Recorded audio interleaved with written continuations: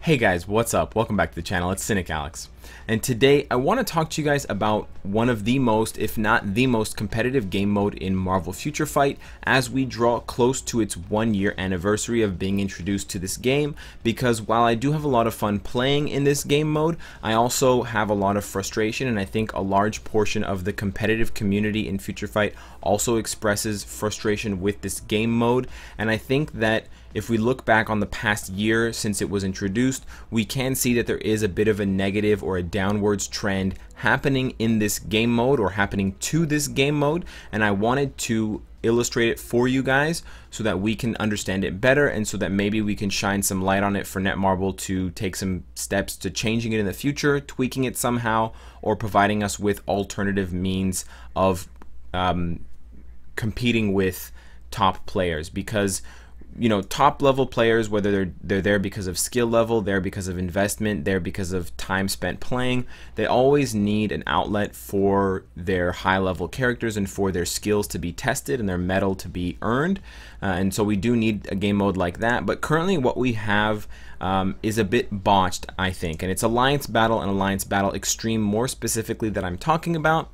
And it's the game mode that we see the most shift in terms of competitiveness, and where you can see how well you measure up week after week, and you can really track your progression both as an individual and on your team. But I don't want to focus on what Alliance Battle Extreme is. What I instead want to focus on is the weekly schedule, because this was introduced almost a year ago. It hasn't changed yet, but the characters who best compete in Extreme Alliance Battle have changed, and in some cases they've changed quite drastically. And I'm basically going to illustrate for you guys today that the number of characters that have been introduced that become the top characters for Extreme Alliance Battle has progressively gotten higher and higher. What that means is, with every additional update, more recently than not, we are expecting more and more characters to become replaced by other characters. And while this doesn't seem like a big issue to you if you don't take Alliance Battle or Alliance Battle Extreme seriously, or if you're not a competitive player, you should recognize that there is a strong number of characters or players. There's a large number of us who are extremely competitive, and even if you just take the top 16 or the top 20 teams, there's 40 people on that team. You multiply that out. If you take the top 50 teams, if you take the top 100 teams, you can see that that number gets larger and larger. And so this impacts, you know, a lot of players, and it impacts them in one of the most important aspects of the game, because it's very competitive. And so I wanted to basically show you guys that it's unhealthy at this point how often we are getting changes to characters, and it's putting a strain on the community because of the fact that we have such rapid turnover, and because it's extremely costly in terms of crystals to keep up, just if you're shifting resources from one character to another. Shifting obelisks, shifting ISO 8 sets, upgrading new uniforms, all of those things, even Uru, having to farm for and enhance and upgrade new Uru, all of those things cost a lot of resources, and it's extremely difficult for the community to keep up. But it's a vicious circle, because in order to stay competitive, you have to keep up, and if you don't, for one reason or another, you're going to fall behind regardless. So I want to rewind all the way back almost a year ago to October 26th of last year. We're talking 2016. This was when we got our first epic quest, when we got the Doctor Strange update. This is one of the most monumental updates in the game, and this was the update that actually introduced Extreme Alliance Battle to us. Now, when it was introduced, we had a pretty clear pecking order for the best characters for each game mode, and there wasn't a lot of wiggle room for who you could use. So it was a very rigid set of characters. You had Carnage for combat supervillain, Doctor Strange for free-for-all day, Hellstorm for Universal Hero. There was a bit of wiggle room there, but it was mostly just Hellstorm. Then you had Moon Knight for Combat Hero. You had Doctor Strange again for Blast Male. Then you had Corvus Glaive, again some wiggle room between Corvus and Supergiant and Ebony for Universal Supervillain. And then finally you had Black Widow or Elsa Bloodstone for the Speed Hero Day. That was the OG core group of characters at Tier 2 who would best compete in Extreme Alliance Battle. Believe it or not, people actually used those characters, you know, 11 months ago.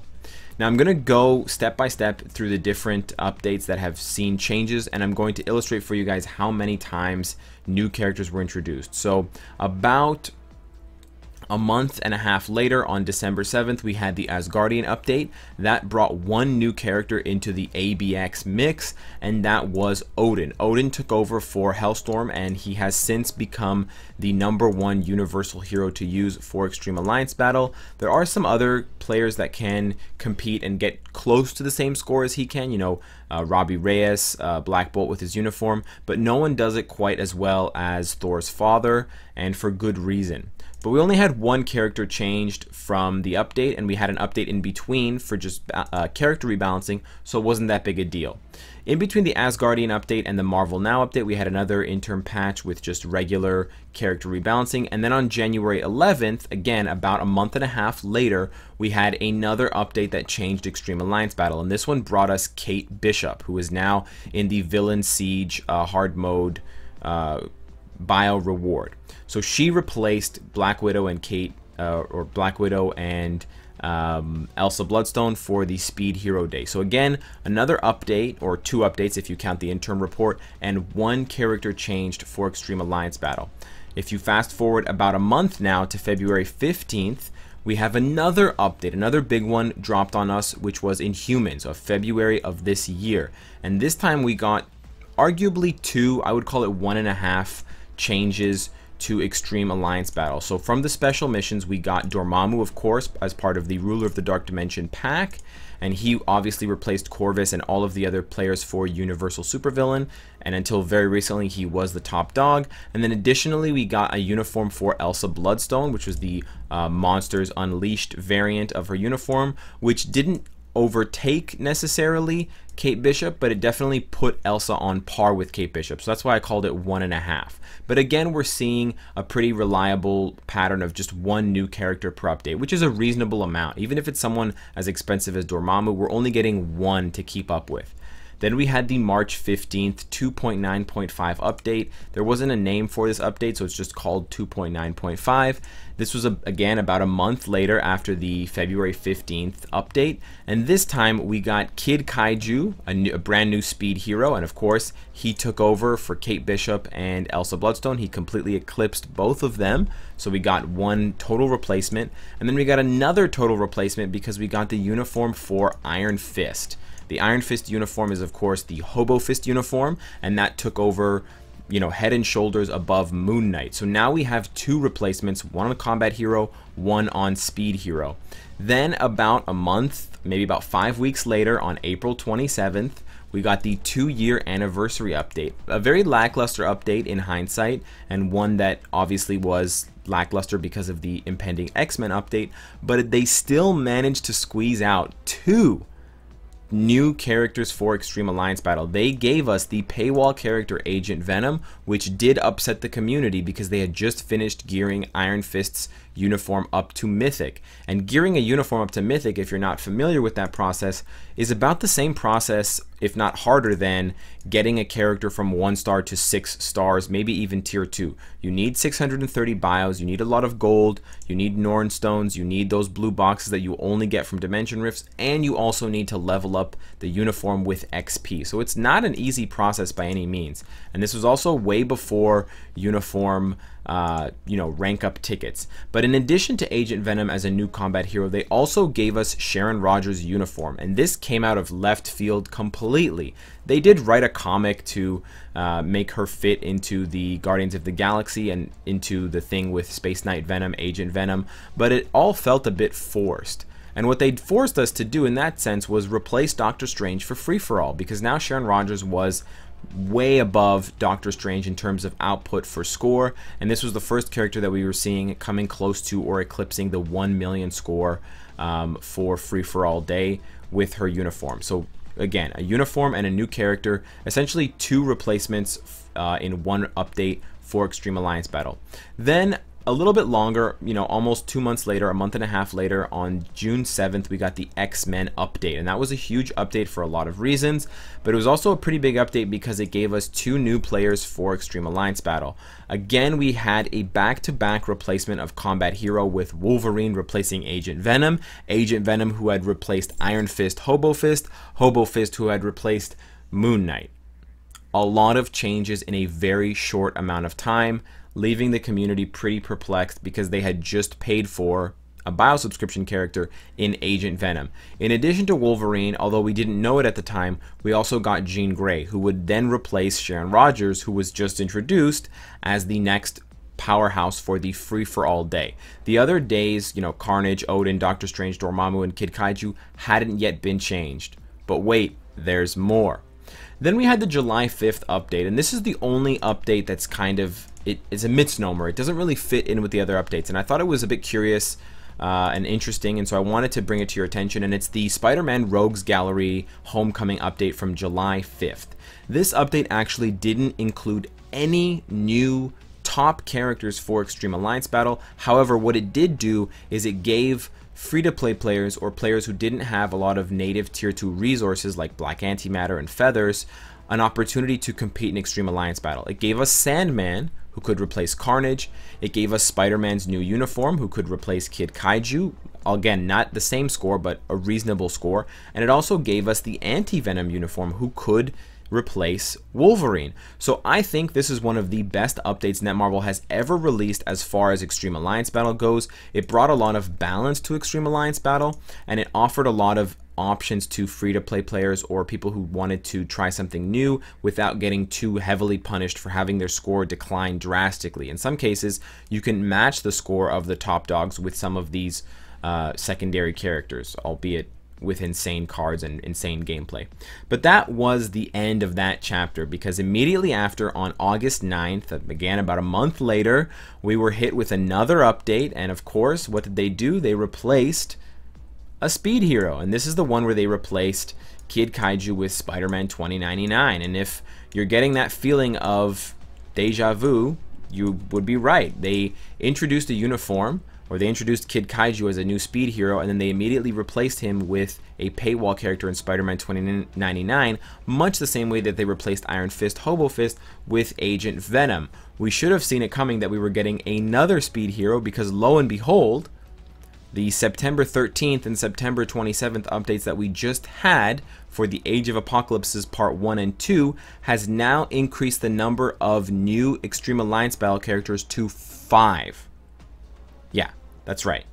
We went from 0 to 1 to 2 to 5. Now, 5 is a bit of an exaggeration because Cable actually counts for 2 of those days, and the other one is Wolverine's uniform, which is technically not a new character. But all in all, this latest update has really been felt by the competitive community as a bit of a cash grab and a bit of a kind of knife in the dark as far as Extreme Alliance Battle goes.